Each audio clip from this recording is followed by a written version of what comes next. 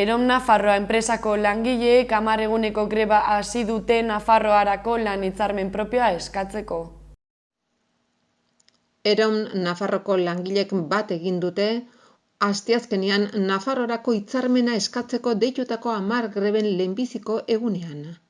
Langileen 80% baino gehiagok jarraitu dute. Autokarabana bat eginda Nafarroko lantokietatik Akziona Energiak Sarrigurenen dituen bulegoetaraino.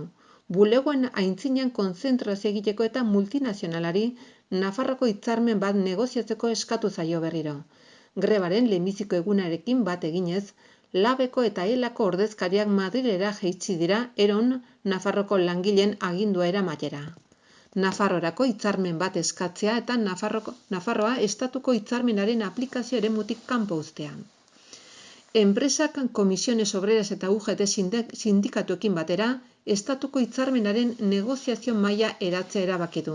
Nafarroko langileen eskaerei entzungor eginez eta greba batzordea osatzen duten, Nafarroko ordezkariei ez die beste aukerarik utzi ordezkaritzatik dagozkien eserlekuak betetzea baino, baina beti ere Nafarroko esparruan negoziaziora uko egin gabe.